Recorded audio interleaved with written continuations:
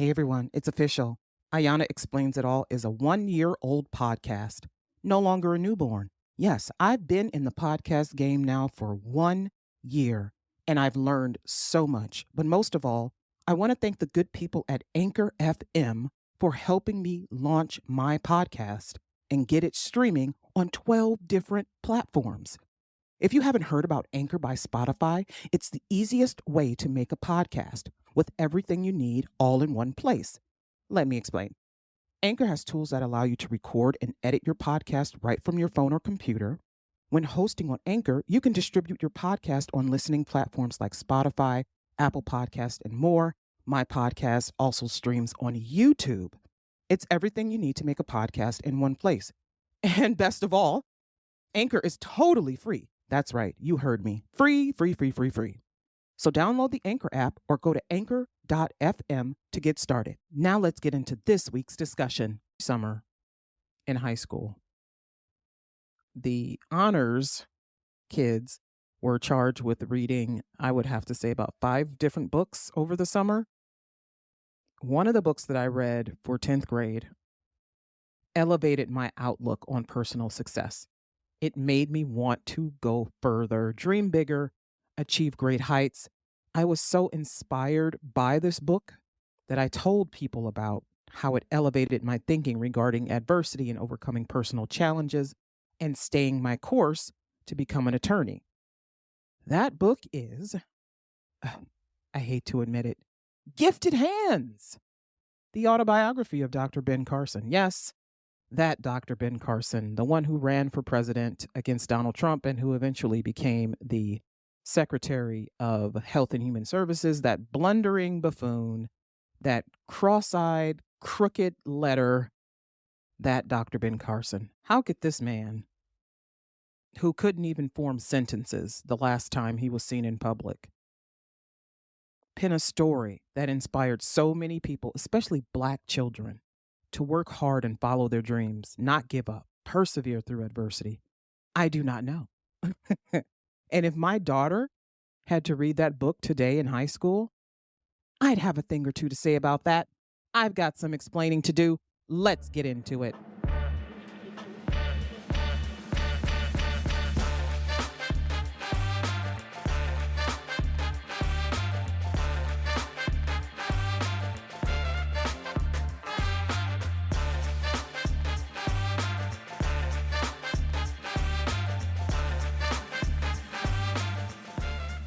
Hey everyone, welcome back to another episode of Ayana Explains It All, the podcast hosted by the Black Muslim lady lawyer. I know it sounds like I'm a superhero, but I am not. I'm just Ayana, Ayana, Black Muslim lady lawyer, born and raised in the hood, living in the suburbs, recording this podcast in my studio/craft room of my house.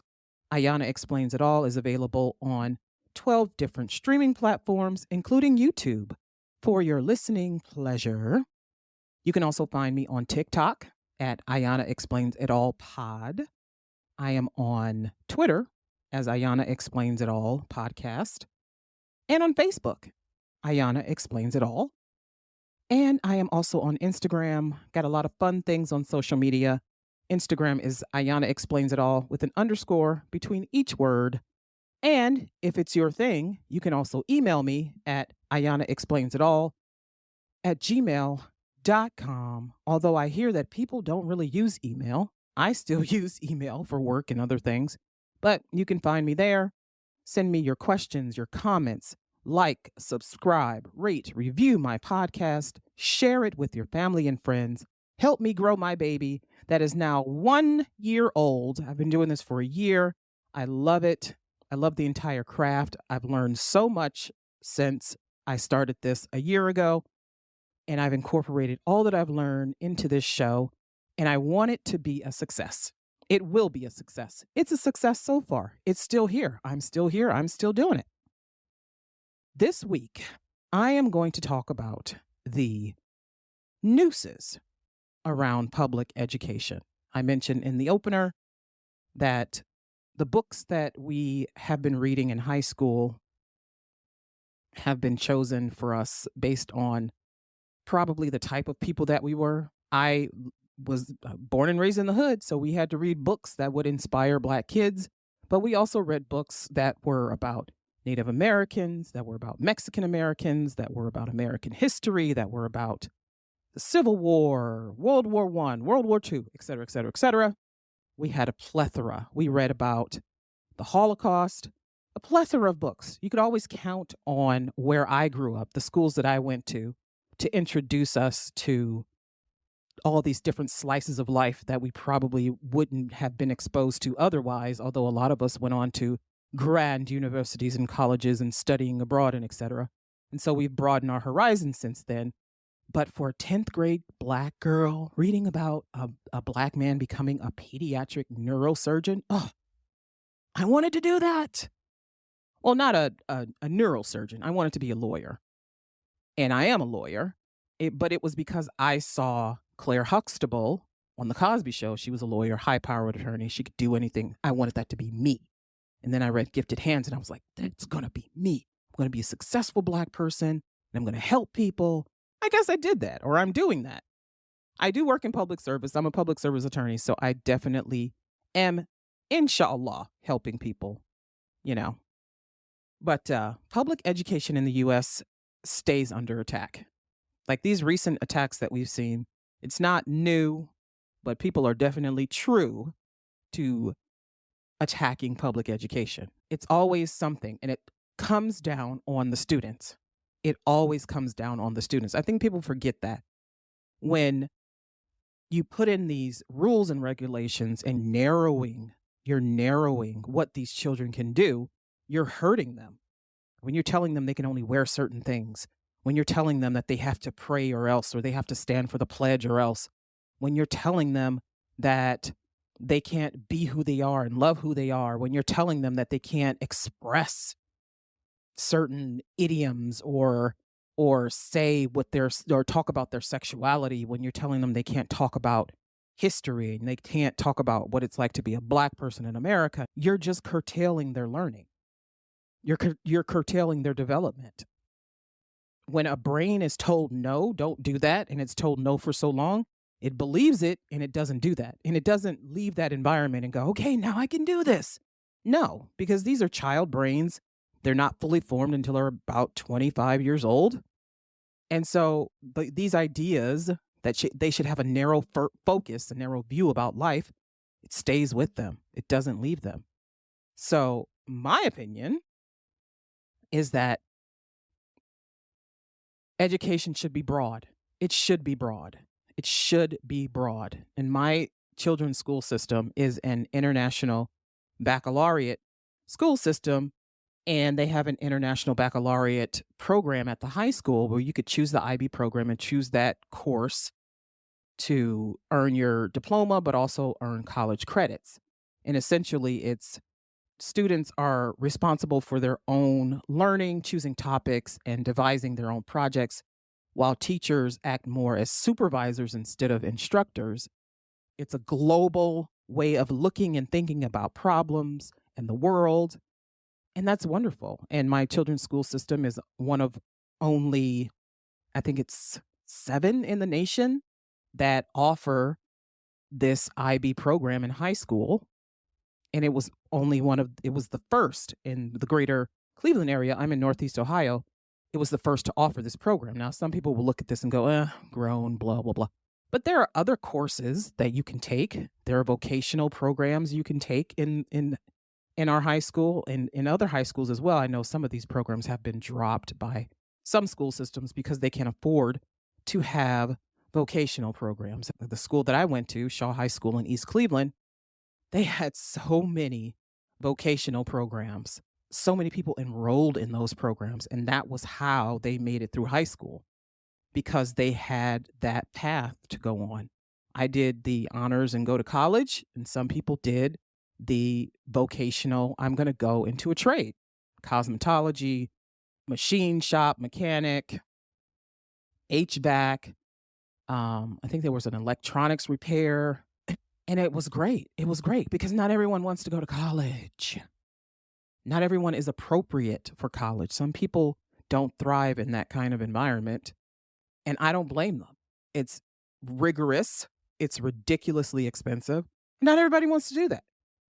And frankly, the world, I mean, especially my corner of the world, we need mechanics, we need HVAC people, we need home health care aides, we need daycare provider. I mean, we need these service professionals. These are not dispensable occupations. These are not throwaway occupations. These are very important occupations. And I think it's important for kids to at least learn a little bit of something of how, when I bought my house, I had to teach myself how to do everything around here. And I feel like kids should have some of that learning incorporated into their high school experience. A little bit of home stuff, a little bit of how to the financial stuff, balance your checkbook, how to pay your taxes. I didn't learn shit about that. But I knew what is it, geometry proofs, calculus proofs? I don't even remember. Trigonometry? I knew that. I knew that really well. And I knew I could write a sentence in French. I could have a conversation in French. And that's wonderful.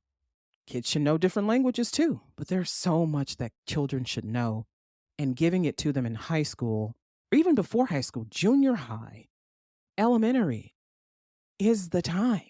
It is the time. It is the right time. We should not be narrowing the focus of their education. But that is what is happening across the country.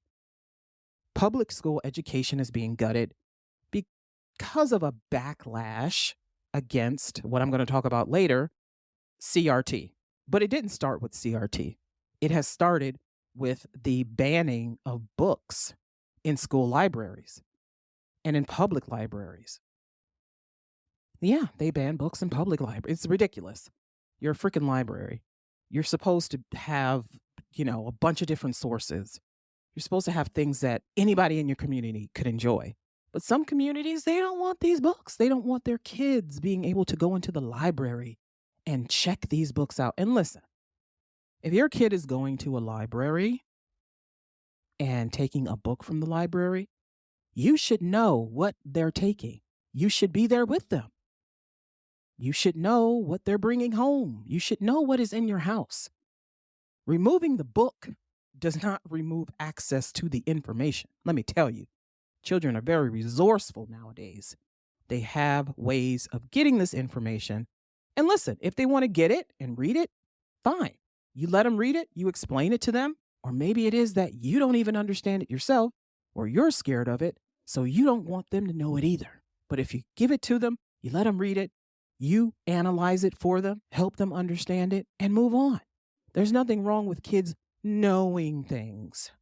We've gotten to the point where we don't even want our children to know certain things exist, certain people exist, certain ways of life exist. And it is ridiculous because what do you think is going to happen when these children go out into the world in their careers and they encounter these people? They're going to be like a vanilla cone in the middle of a bunch of chocolate cones. Is that fair to them? No, it is unfair.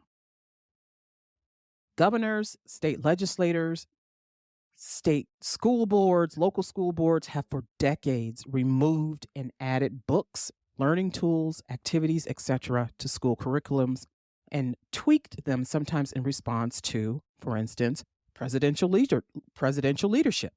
Remember No Child Left Behind? Remember that? The No Child Left Behind Act was to give high school graduation rates a boost by ensuring early in their education that all children, especially handicapped and those who come from underserved or poorly performing school districts, meet certain benchmarks. And if they did not, the school district would pay the price. But that system, oh my God, that system relied primarily on standardized tests as the measure of how well or how poorly kids in their school systems performed. Testing became central to student success. And recently, most of the No Child Left Behind Act was stripped, gutted, and it was transformed into the Every Student Succeeds Act. And that shifted the job of holding schools accountable from the federal government to state governments. Now states can set their own proficiency targets, but yearly testing requirements for grades, I believe it's 3 through 8, and then there's the once yearly in high school testing in reading and mathematics remain. But states can allow parents to opt out of testing altogether. My daughter complained about this quite a bit, but she remembers all of the MAP reading and math tests from elementary school and in junior high school. Well, the way they do it here is it's kindergarten through fourth, and then there's a fifth and sixth grade school, and then there's the seventh and eighth grade school. So she remembers all of those MAP testing, and she would be like, "Mommy, why do we have to keep doing this?" And I would say, "No child left behind." Like an asshole. But, I never thought about, she could opt out of it. I could opt out of it for my kids. I have a son and a daughter. My son is in college. I never thought about opting out of it because I thought it's good. I wanna see how well these teachers are communicating the reading and math to my kids. I wanna see how well my kids are doing outside of what I see on their grade reports. Yeah, show me something. She hates it. My daughter hates it. She's 14, she's in ninth grade, and they still do the once yearly testing, and she's just like, "Mommy, this is so." But it's the state requirement. You gotta do it, kid. Every student succeeds. But even there are states that allows parents to not only opt out of testing altogether, but in many states, parents can choose the school or school district where their child will receive their education. A host of states offer families with K through 12 students the option to attend school online, s- in a private school environment, a charter school environment, those are the independent schools, or a public school district that best fits their needs. My state, Ohio, has several programs that encourage parents to not only send their children to private schools, but encourages them to send their children to the best performing public schools. So it really it's it what has happened is that Ohio has pinpointed, and they do this every year. They do the school report cards. They show you who are the best performing schools, who are the worst performing schools, and a lot of the worst performing schools are because of the lack of a business tax base. Many people have left these cities. They are impoverished cities or they're cities with high crime. So these cities that are in these school districts that are poorly performing, it's not because people haven't tried, but it can't just be like I've said this before. It can't just be that one part of the government and the community is responsible for the success of the community, right?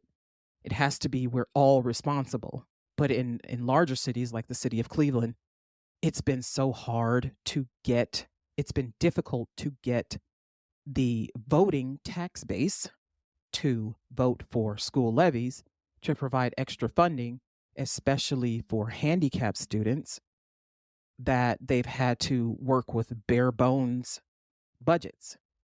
And they've had to try and serve neighborhoods where people have moved out. There are very few families. Many schools have closed. In East Cleveland, many schools have closed. Like when I was growing up, we had so many students, many schools, thousands and thousands of people. Now the high school is smaller. They've closed. I probably 4 elementary schools since I lived there back in the 80s and 90s. But this is what Ohio has done.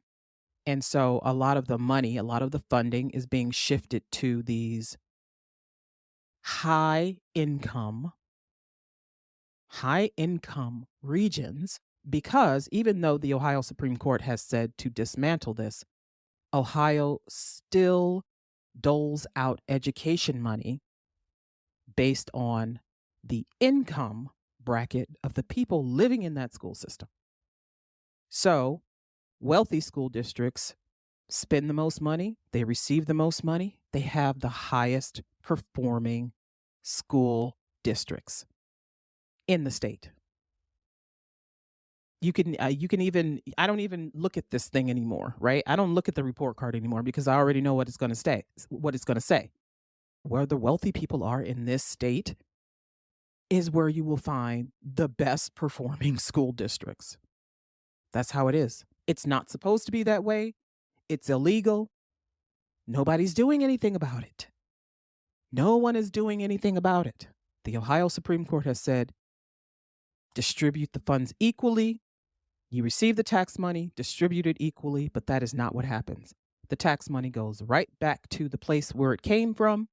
And so all of these wealthy districts that are spending millions and millions and millions of dollars, that are receiving millions and millions of dollars in tax revenue, are able to spend that much more on facilities, sports, diploma programs. And let me tell you, how your school looks makes a difference in your learning. It just does. If you're going to a school where the walls are busted and covered in molded mildew water stains, and the water, some schools, the water isn't safe to drink. It's not even safe to flush the toilet. A lot of them, the bathrooms are disgusting. The floors are torn up. There's no air conditioning. There's no heat. There's no gym. There's no cafeteria. There are no after-school programs. There are no sports programs, music, art, design. None of these things are available, so the children have nothing to do. They don't have anything to look forward to. If you go to school in one of those places, imagine how much you'll want to be there. You won't. You don't want to go. But if you go into a school that has bright, beautiful hallways, well-lit hallways with green space and a cafe and classrooms that are clean and that have air conditioning when it's hot outside and heat and the bathrooms are clean, and you feel safe. That's the other thing. Safety is another issue. You feel safe. You feel wanted. You feel like when you go to school, people want you there, as opposed to a place that's tired of seeing your ugly mug. It makes a difference to the students. It makes a difference. And then those kinds of school systems can attract teachers. They can attract professionals because these professionals know they are going to receive the support that they need to educate these students, to handle these students, to corral them, to get the curriculum across to them. They know they're going to receive support from the parents. Yeah, that's the other thing. If you're living in one of these wealthy places, chances are you are very involved in your children's school life, or you have someone, maybe a nanny, who's there for your kid, but you're very involved in your children's school. You're on the PTA, you're with the pageants, you're volunteering in the classroom because you know that this place is welcoming and friendly and open, and your child loves going to school, and your child is supported the way they need to be supported, and you want to be there and you want to see this, and you're proud. You're proud of your school system. Let me tell you, there are places around here you don't even want to tell people what school you go to because fuck it, that's why. So Ohio has done this. Ohio has done this, and it's sad. It's infuriating and it's sad. But Ohio has the Ohio Tax Credit Scholarship Program. It has a K through 12 non-charter private school tax credit, a K through 12 home education tax credit, an income-based scholarship program, a special needs scholarship program, an educational choice scholarship program, and the autism scholarship program. The Ed Choice program is controversial because it allows kids from underperforming public schools to receive vouchers that help them attend private schools. And wealthy people don't want their kids going to school with a bunch of you-know-whats. They don't want their kids going to school with poor kids. That's why their kids go to private schools, so they can avoid the povos out in the public schools. But the voucher is also a full tuition scholarship for children whose families are at or below 200% of the federal poverty level. So not only do they get to go to private school, but they get to go for free. Ooh, honey, imagine having a good education at a safe, clean private school for free. Why can't all kids have that? Why can't all children have that same opportunity? Why is it something that you have to receive a scholarship for and be so poor that you live at or below 200% of the federal poverty level to receive? And that's pretty fucking poor. It's a shame. It's a shame that educational opportunities are not distributed equally in this country, but especially in my state of Ohio.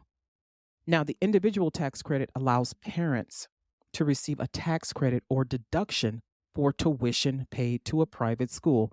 Imagine that. So nice.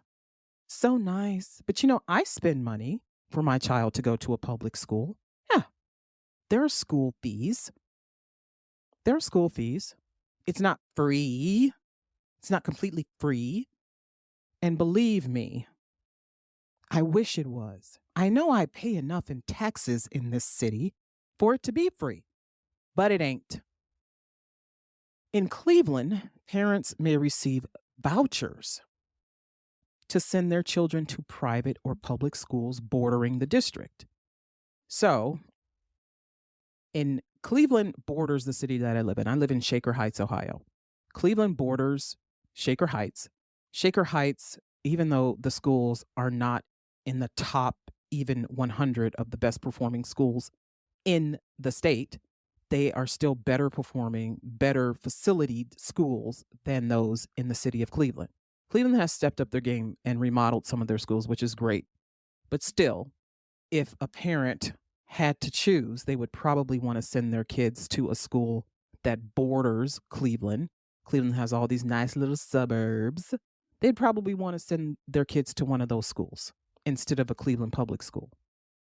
But Cleveland also has these specialty schools. They have the Cleveland School of the Arts. They have a medical and science school. It's really awesome.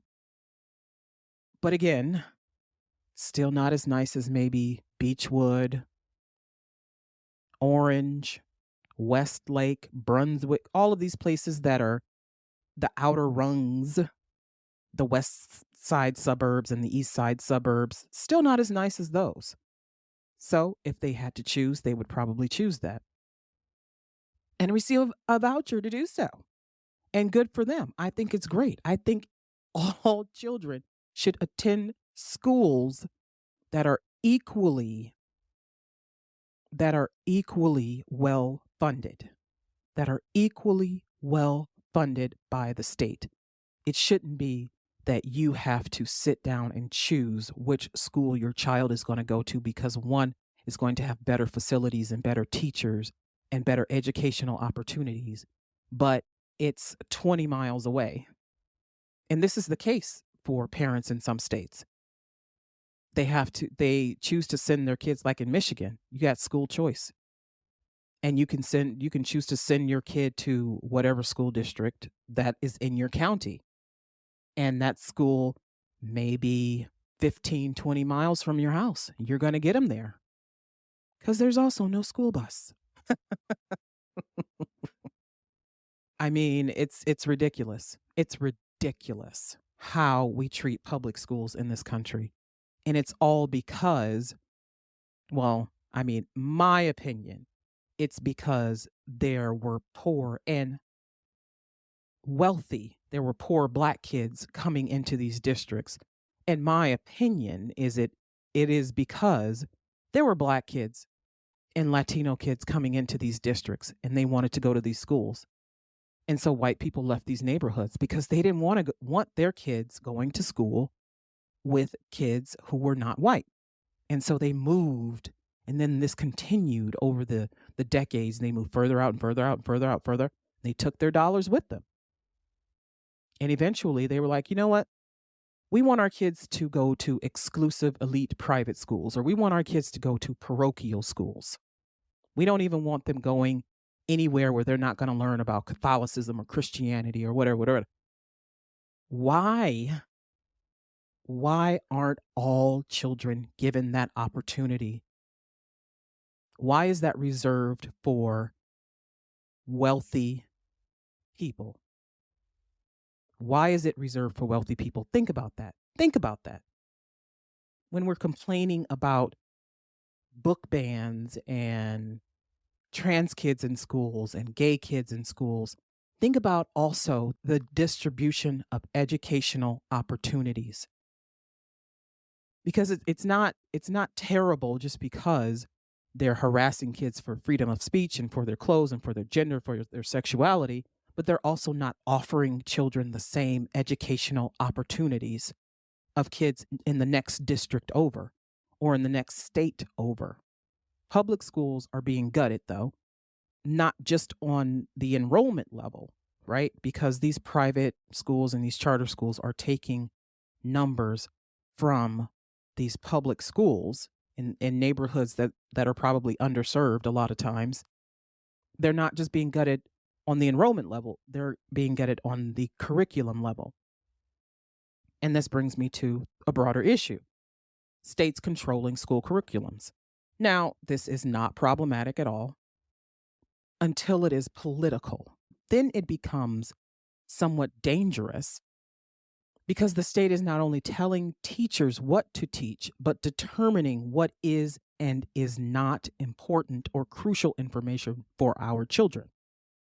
And this is what is happening in Ohio and other states such as Alabama and Florida, where the invisible boogeyman, CRT, became a racist dog whistle that manifested into concrete legislation, and now public schools are a place alleged to be endangering children with harmful indoctrination through books, discussions, and Black History Month pageants. Yes, ladies and gentlemen, that dangerous, sinful Black History Month. Listen, and I've had this conversation with a few people. Yes, Black history is American history. Latino history is American history.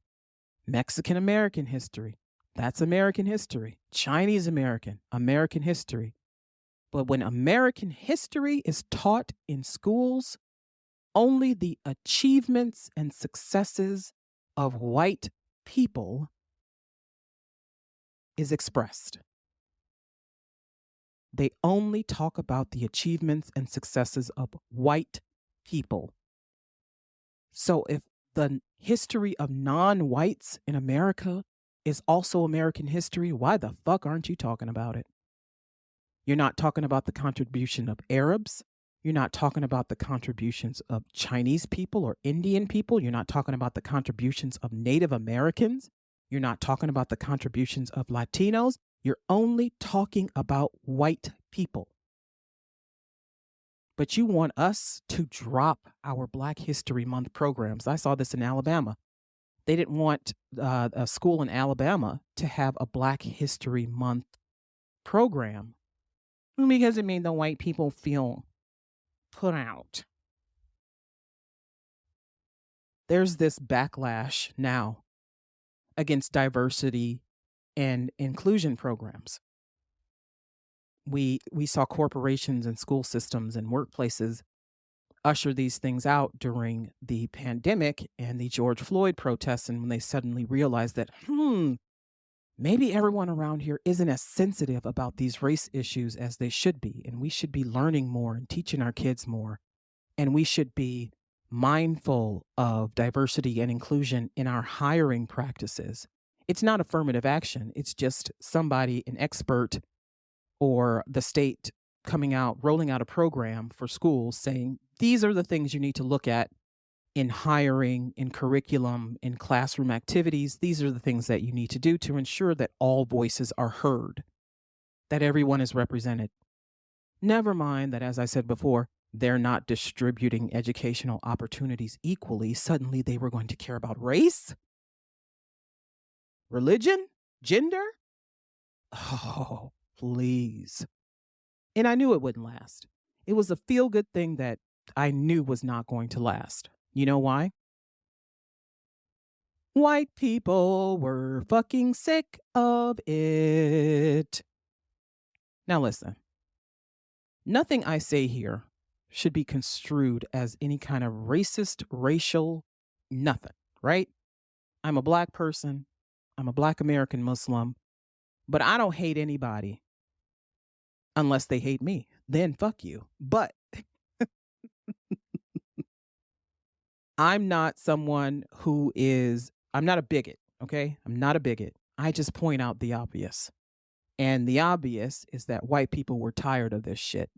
They were tired of being told that they have to accept whoever and whatever because of diversity and inclusion programs. They were starting to feel the squeeze, like maybe they weren't going to be at the top of the pyramid. They weren't going to be at the top of the totem pole. They weren't going to be number one. They were tired of being told that this is their fault. You're the reason this is all happening. The problem is that everything in this country is about race. It has to be. It can't not be. The beginning of this country was because of some racist shit, right? The Pilgrims came here and saw that there were people already living here, and they didn't like those people because those people were savages to them. They didn't have a religion that they respected, and the Pilgrims had their own religion, their own interpretation of Christianity that they wanted to maintain. They couldn't even do it over in England because England said, no, you fuckers are crazy. And the crown is in charge of the church. And the Pilgrims were like, no, no, no, no, no, no, no. This is what we believe. We want to have our own society, and we're going to find some other place to do this. And what did they do when they came over here? Started accusing each other of being witches and burning people. Starting fights with the indigenous people, kicking them off their land. I mean, they committed genocide. They committed genocide. The early settlers, the founding fathers, these motherfuckers committed genocide against the indigenous people. Put black people in chains, brought them to this country, and forced them to work and give birth and provide sex and wet nursing and service for their masters. And you want us to not talk about race?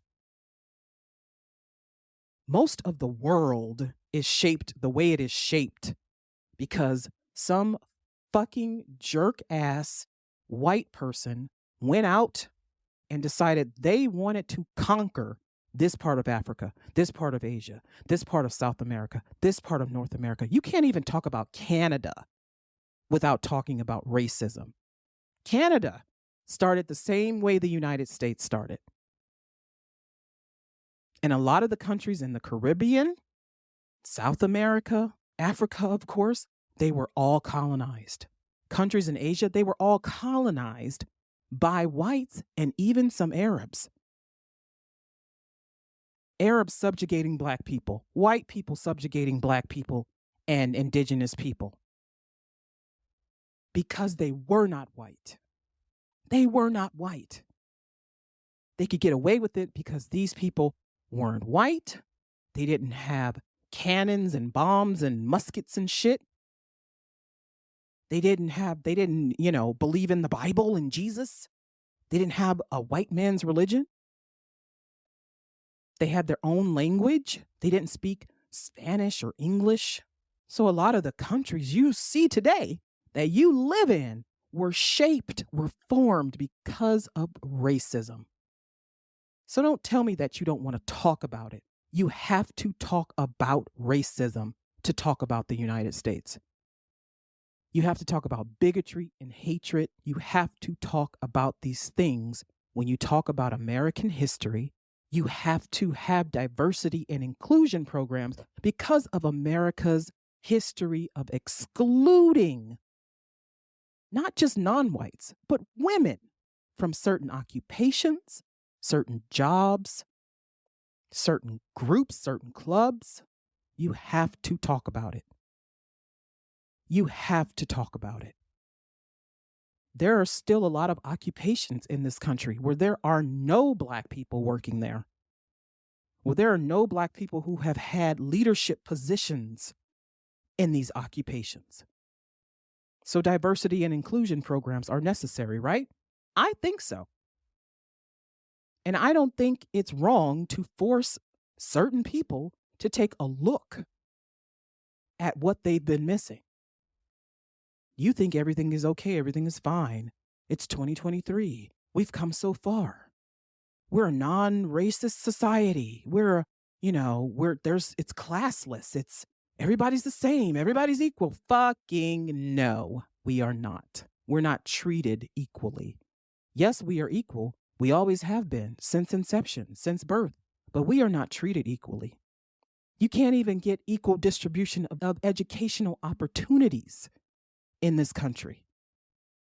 You're going to tell me that people are treated equally? Oh, please. Please. And I'm sorry that it hurts your feelings, and I'm sorry that you feel put out. But this is what you have to deal with. You have to confront this ugliness. You have to confront it. You have to deal with it. You have to understand it.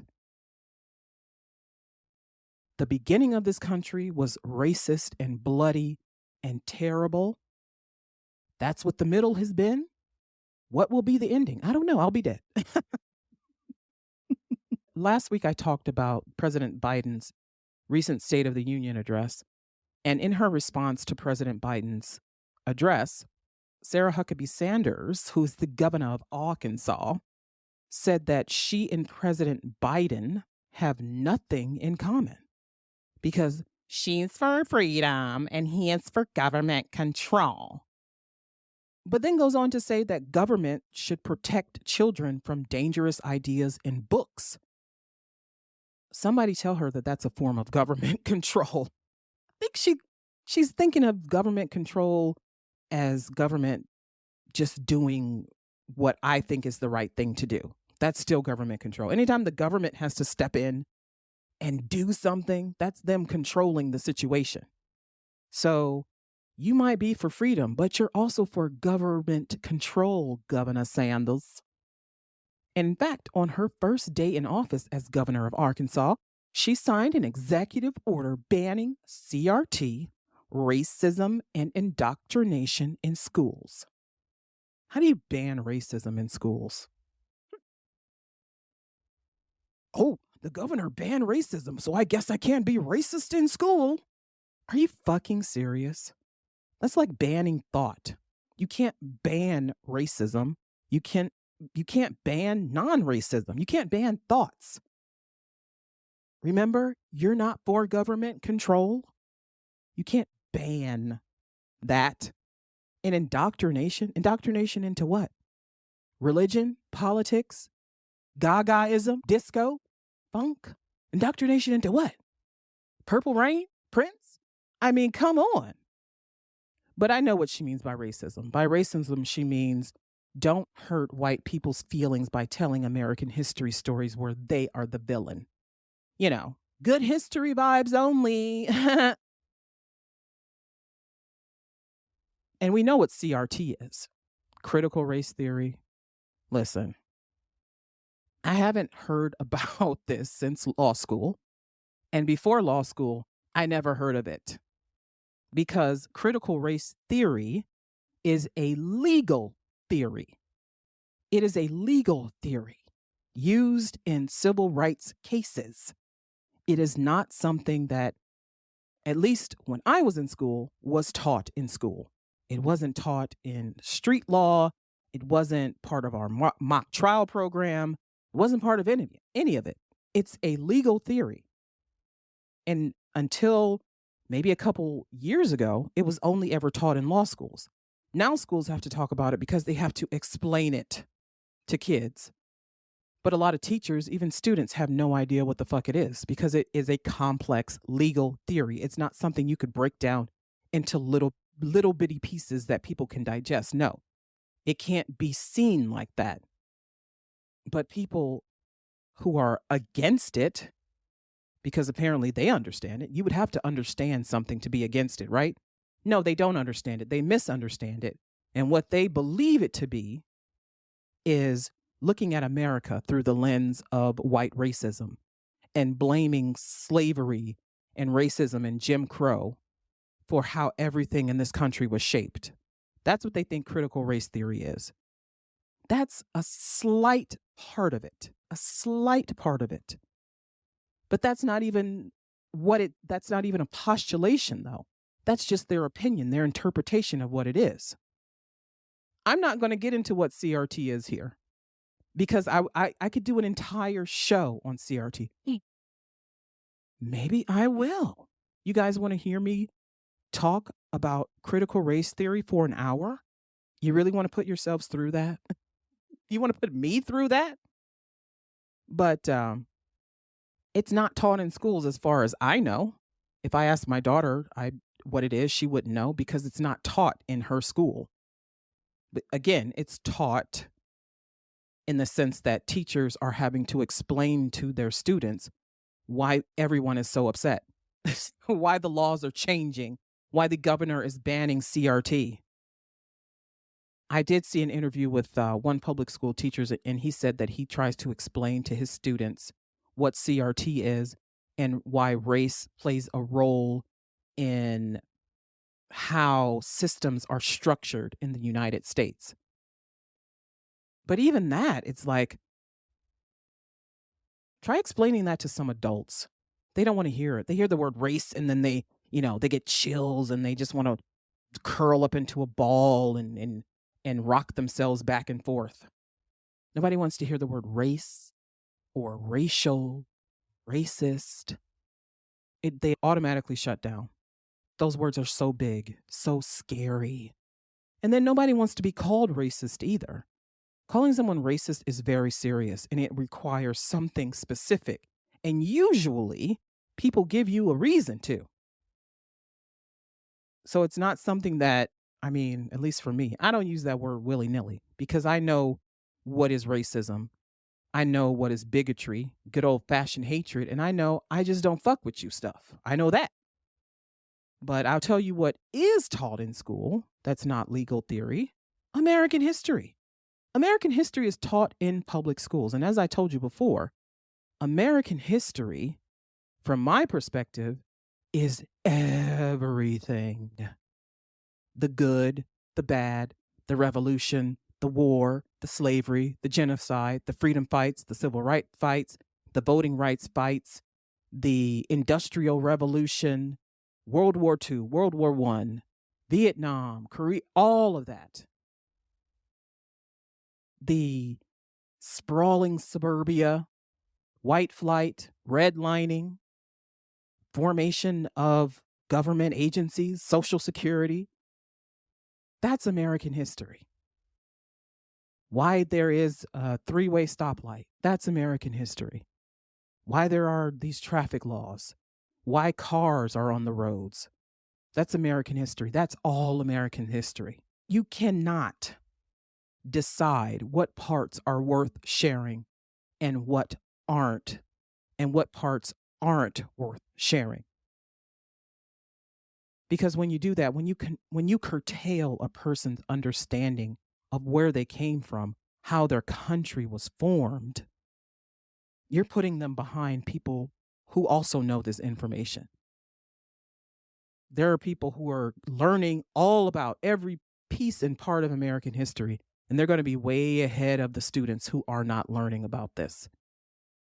There are going to be students left behind. Talking about no child left behind, there are going to be some kids left behind. Every child succeed? Well, maybe they will, maybe they won't. They're not going to know as much as kids who are able to learn about all facts and facets and parts and parcels of American history. Like the kids in Florida, how are they going to be treated when they go to schools outside of the state of Florida? How are they going to be viewed? They're already being mocked. They're already being mocked. And it's a shame. It's a shame because they don't deserve that. They don't deserve to be looked upon as, oh, those are the dumb kids. Those are the kids that come from the state where Their governor doesn't want them to know about Black history. Can you imagine putting that on them? That's not something that I would ever do because I know kids. I have 2 kids. I know my kids, they know how to find things out. They're very good at using Google. I made sure of that. They're very good. They read, they understand, they know how to get information. But mostly, I talk to my children. I talk to my children.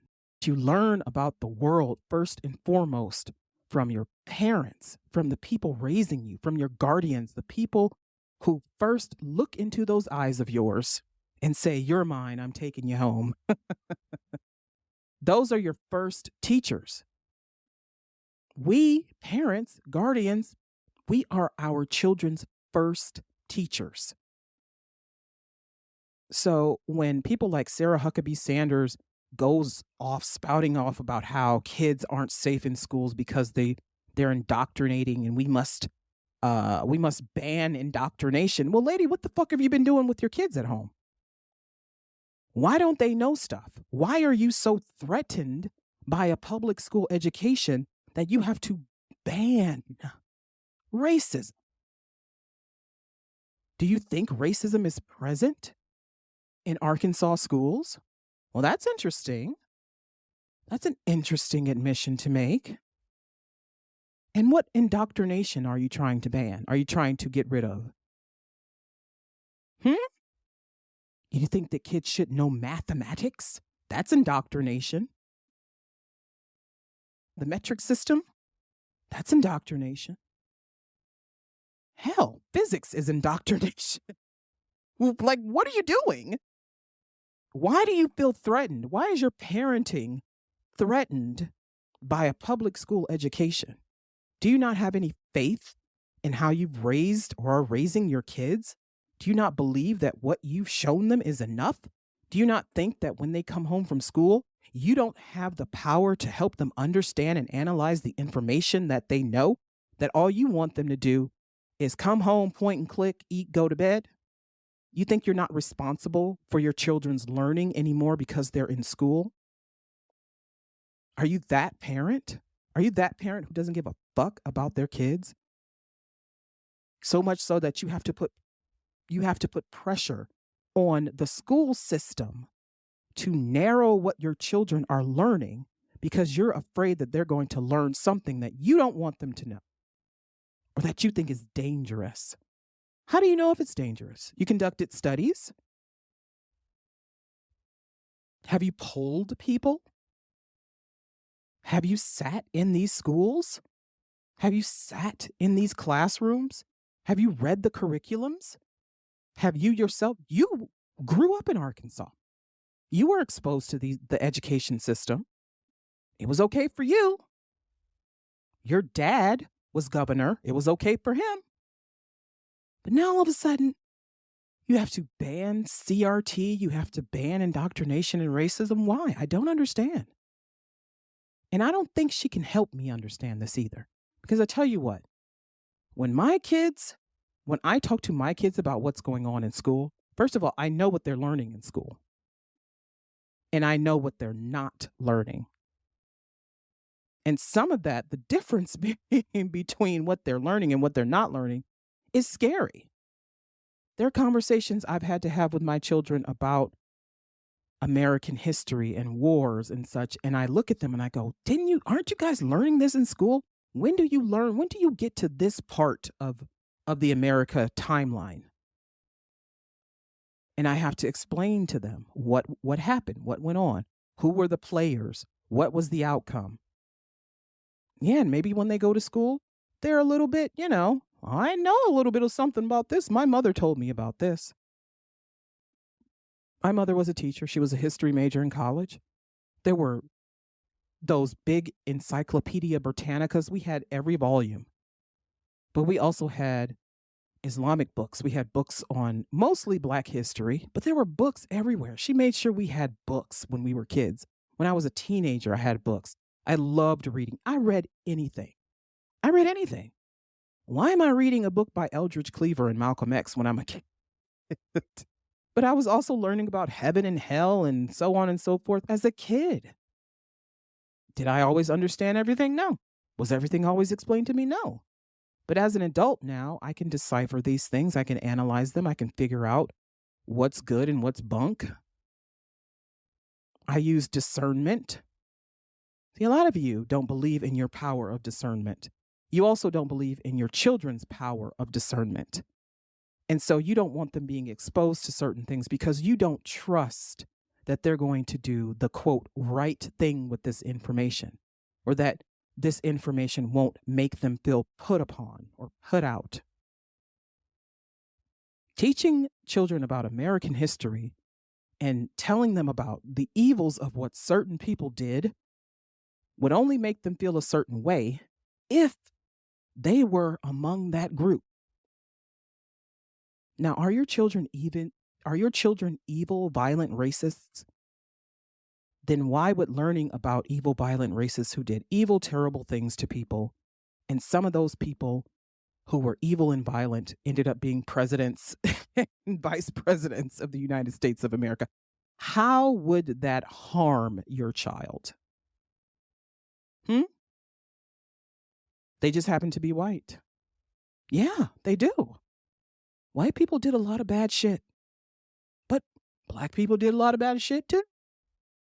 I mean, do you think I love the fact that some Africans were responsible for selling slaves into slavery? No. Fuck no. Do you think it makes me feel good to know that there were black people who owned slaves? Hell no. That doesn't make me feel at ease. I feel ill at ease. I feel uneasy about that. But we deal with it. We talk about it. We discuss it. We debate it. We analyze it. We write about it. We read about it. We deal with it. Black people have been wrangling with the shit that black people have done and accomplished and failed to accomplish, failed to do, failed to take on for hundreds of years. And we've been listening to people rattle on about the accomplishments of white people, the successes of white people, and seeing white faces up and down the hallways of our schools for hundreds of years. When I was in school, they had pictures of every president on the wall. They were all white. But in one particular classroom, my teacher had photos of black heroes. Black heroes. Whitney Houston was on the wall. Why? Because Whitney Houston, in her early years, I don't know about her later years before her death, but she donated thousands of dollars to the United Negro College Fund. She wanted to ensure that black kids who wanted to go to these schools could afford to pay for it. And of course, there was Martin Luther King Jr., Dr. Martin Luther King Jr., excuse me. There was Harriet Tubman. When I went to school, I thought white people, oh, only the president gets to be white. That's what I thought. Because that's all we saw. So we stayed learning about white American history. But when Black History Month came around, it's like somebody had opened up the gates. Shine on. But it shouldn't matter whose feelings are hurt by history. It shouldn't matter, because what matters is that these things, these bad things at least, don't happen again. What matters is that we continue the course of improvement and accomplishment and evolution. Imagine what you're stopping when you stop children from learning about the total picture, the whole picture. When people don't know stuff, they don't evolve. When you don't learn, you don't grow. You don't evolve. And we need to continue to evolve. We need to keep learning and growing. Our children need to learn and grow. And if they're only learning about a little slice of society, when they get exposed to the wide world, they're not going to know how to react. They're not going to know what the fuck to do. They're going to be looking at everybody like everyone is strange. And then the people who are just, there every day, who know what the fuck is going on, they're going to be looking at these kids like, what the fuck is wrong with them? Why don't you know this? This is the first time you've been around someone who doesn't look like you. I remember getting that a lot in college. with white students. It was the first time they had ever seen somebody who wasn't white. The first time they had been exposed to someone that closely, like living with someone in a dorm or in their dorm room as a roommate, as a student, as someone they have to sit next to in the dining hall. It's the first time they had been exposed to someone who wasn't white. That should not happen. It should not happen. The first time your kid learns about the accomplishments of non-whites should not be in college or on TikTok. It should not be on Twitter or Facebook. They should be learning about this in school. They should be reading books about this. They should know. If you think that all of this is American history, then teach all of it. You only want your narrow view of America taught in schools. That's what you want. You want to control where children learn. You want it to be conservative values, whatever the fuck those are. And you want children to know just that. You don't want to make white kids feel bad. Why do you think white kids are going to feel bad? Because white people were the ones who enslaved blacks in America. They didn't do it. Maybe some of their ancestors did it. And you know what? Feeling bad, I don't think is the reaction they're going to have. They're going to feel sorry that that happened. They'll feel sorry that it happened. And then they'll work to make sure something like that never happens again. Because sometimes I'm not so sure about the people in Congress, in the House, in the Senate, some of these politicians who are getting on TV, on Fox News, for instance. Sometimes I'm not so sure, I'm not so convinced that they are going to work to make sure something like that never happens again. I'm not so sure. But I digress. Did I digress? No, I think I've been on course. This is going to be a long episode. I'm sorry. Governor Sanders' take on public education echoes sentiments by other leaders in her party, including Kevin McCarthy.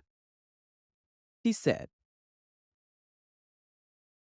public schools are indoctrinating children with theories that white people are bad and racist. Who said that? Are public schools doing that? What? Where are they doing this? Please give me an example. Of course, he can't give an example because it's not fucking happening. They're making this shit up to scare their base, to scare their voting base, to have their voting base rubber stamp whatever the fuck legislation they put through that's going to be the opposite of this, that's going to make sure that this isn't happening. White people are bad and racist? This is what they're teaching in public schools? No. Please, Governor, please, Congressman, please pass legislation to make sure this doesn't happen. And so they pass legislation to make sure, quote, this doesn't happen. This thing that's not happening. It's ridiculous that the Speaker of the House, who knows better, is accusing American public schools of indoctrinating children with theories that white people are bad and racist. You lying fuck. You're a liar. You're a panderer. You're just like Huckabee Sanders. You're just like Ron DeSantis. You're just like the governor of Alabama. You're just like every other piece of shit lying person who's trying to scare your base into protecting their whiteness by accusing these public institutions of being anti-white, when that is not the case. That is not the case. We can certainly point to institutions that are anti-black. American healthcare system. Can you point to an American institution, a system in the United States of America that's anti-white? No, you cannot. It doesn't exist. But acknowledging all of the awful, really bad, inhumane shit that formed this country, that continues to go on in this country, is not a bad thing. Acknowledging this happened is not bad. It may be uncomfortable. But we all have to do some self-reflecting. We all have to do self-reflecting and keep things in their proper perspective. We all do, in big ways and small ways. But CRT, critical race theory, is, like I said before, racist dog whistle. That's all it is. It's not even a real possibility that your child would learn anything about legal theory in junior high school or even high school, but maybe they would, but maybe they wouldn't. Because in Florida, Ron DeSantis, Governor DeSantis, has removed AP African American Studies from the curriculum. The College Board agreed with him. Oh, okay, it's problematic. We'll get rid of it. I saw an interview on CNN with some Florida students because there was a protest in Florida on this past Wednesday. That would have been February the 15th, headed by a couple of different organizations, but also Al Sharpton was there. The usual suspects were there, but also community leaders. The NAACP was there, and they were protesting the fact that Ron DeSantis is not only getting rid of AP African American history, but also wants to gut AP courses, also wants to gut public colleges and universities of diversity and inclusion programs. He wants to get rid of it. He wants to create this very narrow way of teaching in the state of Florida. He's so afraid that these fragile white people who vote for him, who pay his bills, are going to be upset that their children are learning American history that includes talk about slavery. And I already said it. You can't talk about America without talking about slavery. You can't talk about our Black heroes, Harriet Tubman, Dr. Martin Luther King Jr., without talking about Jim Crow and slavery. You can't do it. Because why were they even here? What were they doing? If they weren't fighting slavery and racism and bigotry and hatred, what were they doing? What are they famous for? Why are they heroes? Why are their faces everywhere? Why is there an MLK holiday? Which, if he had his druthers, Ron DeSantis probably wouldn't have that as a holiday in Florida. Remember how hard it was to get Arizona, the senator from Arizona, John McCain, to get on board? All it takes is for white people to not want some shit for it to not happen. All it takes is for white people to want some shit for it to happen. Remember the infant formula shortage? If that hadn't affected white women, they wouldn't have given a fuck. They wouldn't have cared. I guarantee you the suburban white women would not have cared unless it affected them. And that's just the way it is. That's just the way things are here. It's a problem. It's a problem. But we are not going to solve this problem if we don't acknowledge that it exists. I don't talk about this shit just to be talking about it. I talk about it because I want it to get better. I want it to end. I want this to be over. I want bigotry and racism and systemic racism and all of this prejudice to fucking end already. And I know it's not going to end in my lifetime. But if we don't talk about this, if we don't confront these problems, we are not going to get rid of them. We are not going to get rid of them. But speaking of CRT and other things that they don't want taught in schools, there are also naughty books. Naughty books sounds like a stripper name. Hi, I'm Miss Naughty Books. But Florida, of course, has gone further, and it's banning teaching about gender and sexuality as it pertains to homosexuality and transgender people. Remember the Don't Say Gay bill that everyone was talking about last year? That's not the actual name, but that's what it's going to be remembered as. That is the legacy of it, is the Don't Say Gay bill. And I was watching a video compilation from, I believe it was The Daily Show. And it was just conservative pundits and comedians from Fox News and wherever else making jokes. This included Ted Cruz, the senator of Texas, making jokes about people's pronouns. Because, now it's more appropriate to ask people how they want to be referred to.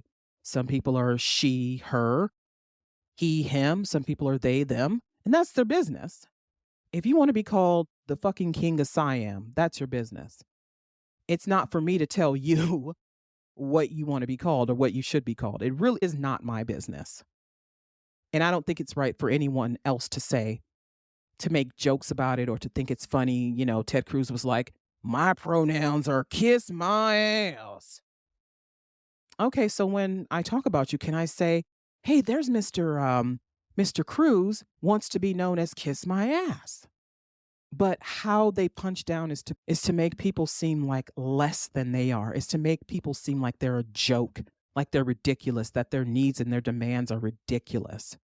No, if you're having a conversation with someone, if you're interviewing someone, if you're writing about someone, you should refer to that person as how they want to be referred to. I found this story on Twitter. It's about author George M. Johnson. He wrote a book called All Boys Aren't Blue. It's their autobiography that goes into great detail about sexual assault. And remember, you can't get many schools to talk about sex education because they don't want kids knowing that people have sex. Because if they know people have sex, then they're going to want to have sex, even though that's not the reason why people have sex. We don't have sex because other people are doing it. We have sex because that's just how we feel, or don't. We don't want to have sex at all, so we don't. But learning about it isn't going to want to make you do it. It's going to want to make you do it in a way that is healthy and safe. But they don't even want kids reading about sex, sexual assaults, rape, sexual molestation. Forget it. Even though that is all also a part of sex. Unwanted sex, illegal sex is still a part of sex, and they should still know that these things happen. So that if it happens, or if it has happened to them, they can understand. They can understand it. They can deal with it. They can prevent it. They can help someone who's going through it. So he wrote a book called All Boys Aren't Blue. 29 school districts in this country have banned the book from their curriculum and school libraries, making it the second most banned book in the country. In the country, the second most banned book in the country. What is the first, you ask?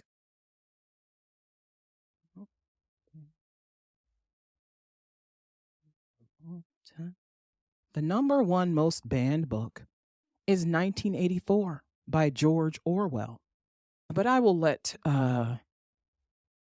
George M. Johnson's words speak on what is happening as far as a broader educational shift is concerned. They said, "We are seeing a shift happening in real time. Young people in the U.S. are beginning to see the truth of the country they live in. Subsequently, the books in their classrooms and libraries are starting to mirror those same truths. But now, the truth is under attack. In the last midterm election, that's the November 2022 election, 63% of the 18 to 29-year-old voter bloc voted Democrat, as opposed to 35% who voted Republican. And yet it's Republicans who are trying to decide their future. During the debacle that was the Speaker of the House nomination, the one where Kevin McCarthy got his job, we watched as those in power invoked the names of Thomas Jefferson, a man who was a slave owner, in the presence of their Black colleagues and peers, waxing nostalgic of a so-called better time.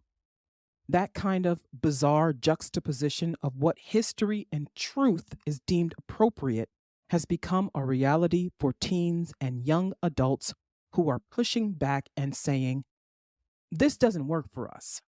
What does it really mean to ban a book? It's almost always done under the guise of protecting some sort of presupposed notion of children's innocence or purity, framing the book in question as a moral offense or a direct threat to children.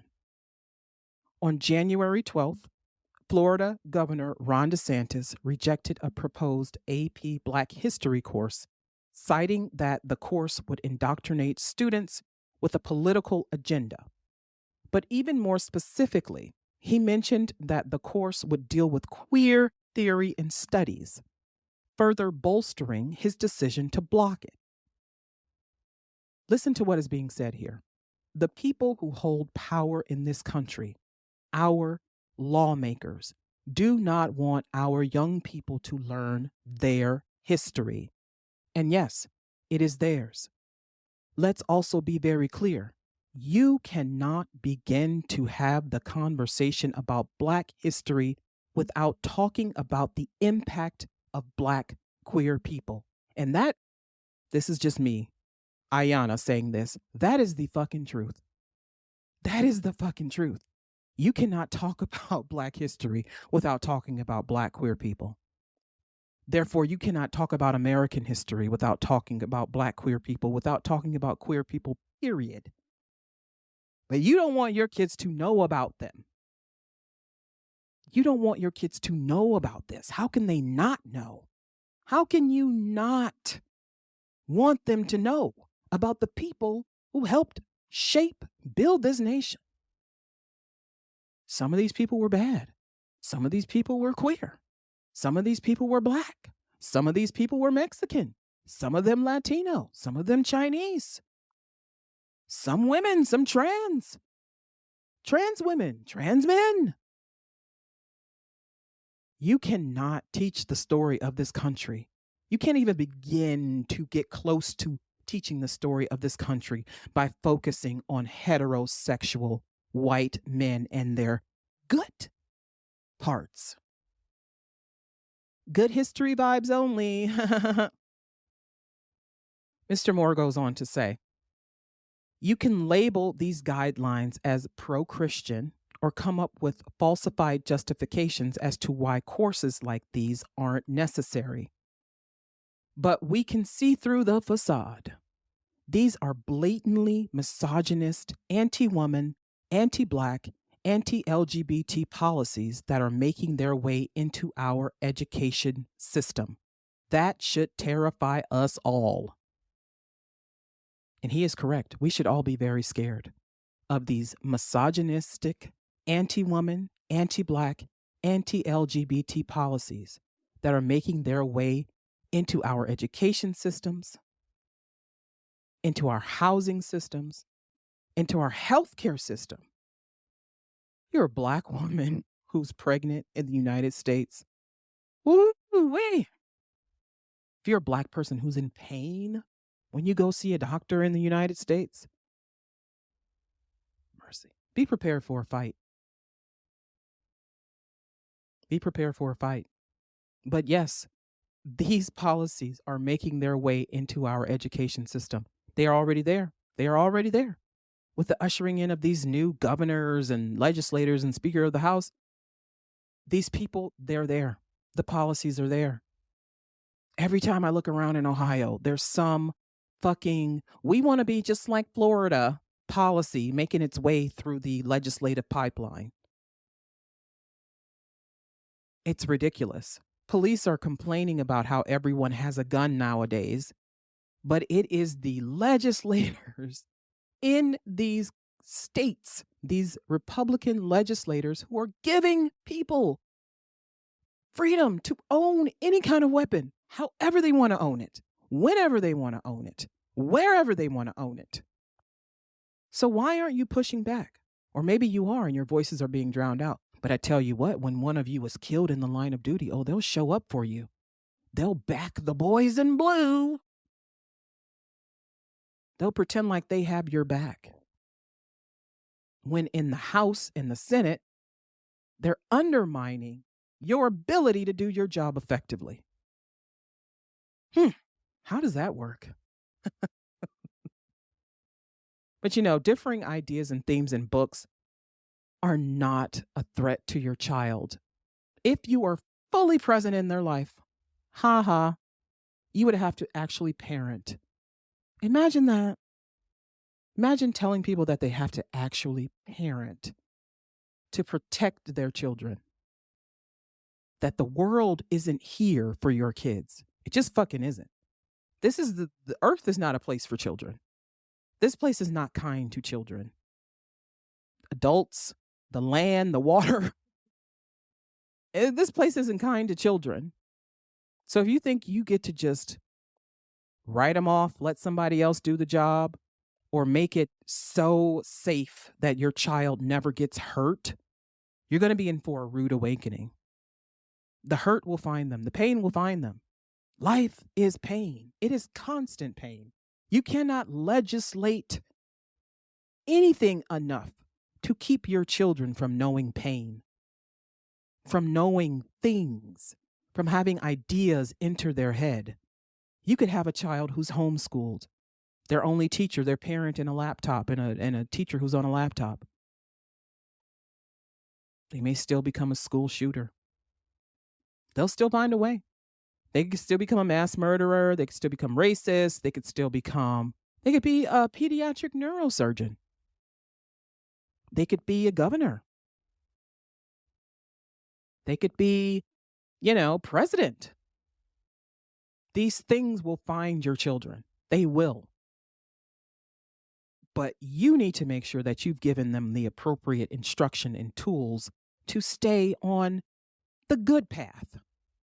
I know that some of us want to make sure our children have the same values and religion and political ideas that we have. But these people, you don't know what the fuck they're going to do when they leave your house. You don't even know what they're doing in your house. A lot of you are finding out what your kids are capable of when the police are knocking at your door, or when you're getting letters and phone calls from teachers and principals.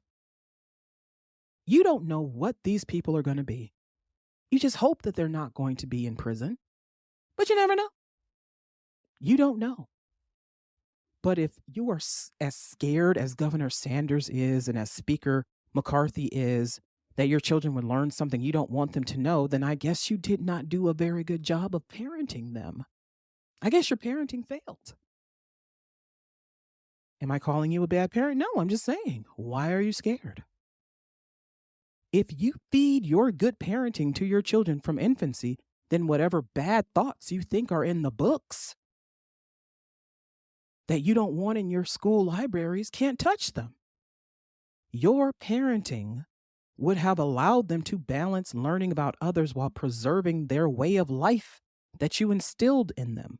Your parenting would have informed them that there are things about this world that are scary and do not make sense, or that don't necessarily comport with their religious beliefs, but these things belong. They are here. This world is diverse. Human beings are multidimensional. We're allowed to be who we are and do what we want. But there are things that happen to people, like sexual assault.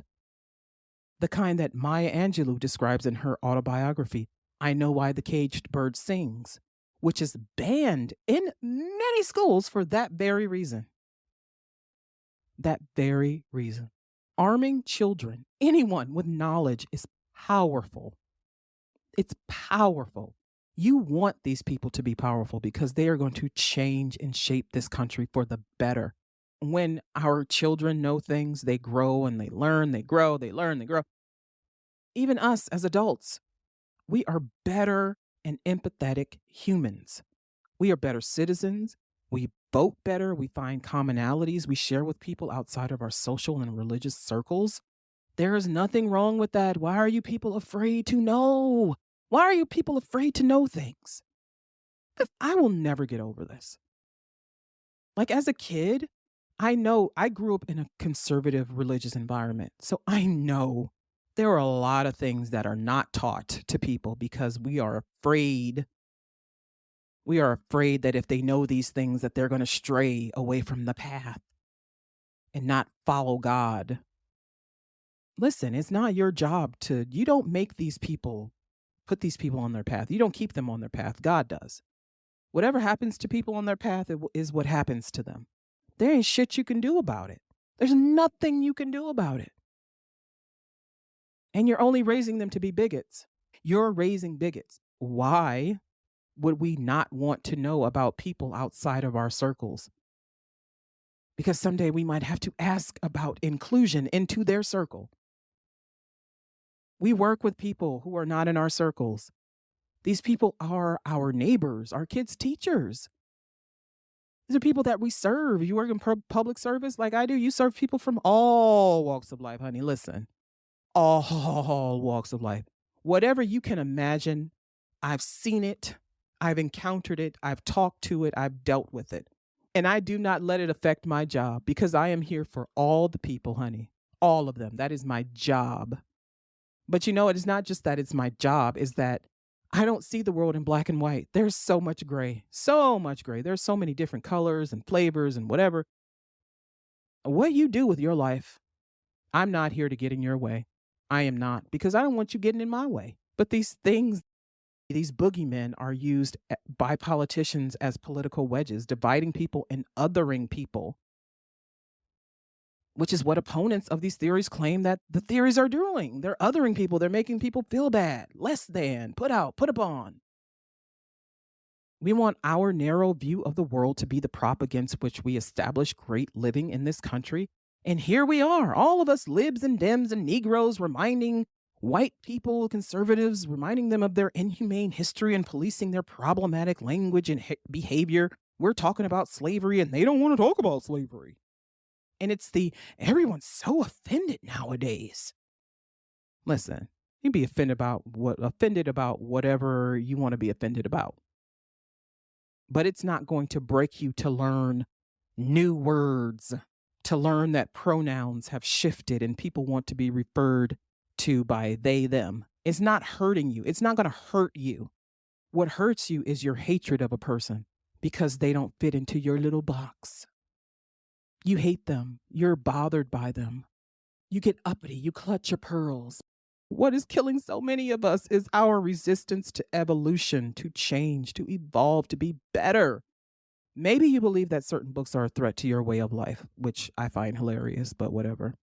But no book, no word, no theory can threaten what you hold dear if what you believe is true. If you believe it truly, there is nothing that can harm it. There is nothing that can take that away from you, that can tear that away from you.